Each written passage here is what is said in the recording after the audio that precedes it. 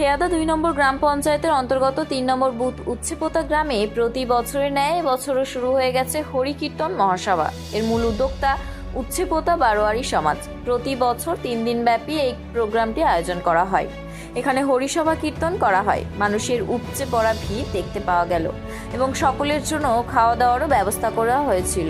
আমাদের প্রতিনিধি কথা বললেন খেয়াদা ২ নম্বর গ্রাম পঞ্চায়েতের সদস্য রতন গায়েনের সঙ্গে। উনি জানালেন, বহু পুরনো এই অনুষ্ঠানটা আমরা প্রতি বছর করে আসছি। আমাদের পূর্বপুরুষেরা আগে করেছেন, এখন আমরা করছি, আগামী দিনে যারা থাকবে তারা করবেন।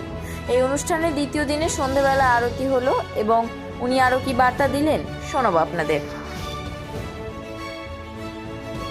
তো আজকের না প্রত্যেক বছরই হয়ে ওঠে। এবারে নতুন করে সব মন্দির, শিবের মন্দির করা হয়েছে, মায়ের মন্দির করা হয়েছে। আগে ছিল না আমাদের এখানে, ছোট বেড়া ঘরের মধ্যে পুজো হতো। এখন কিন্তু সেগুলো দিনকাল পাল্টাচ্ছে, সেগুলো অনুষ্ঠানে করা হচ্ছে আমাদের।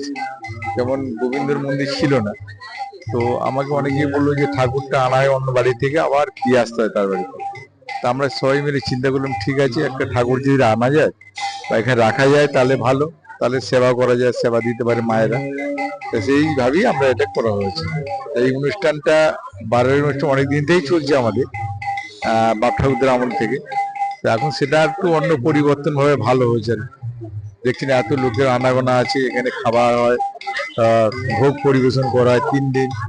তারপরে এখানে বাতাসা হইলুট দেওয়া হয়, তো অনেক ব্যাপার থাকে এখানে।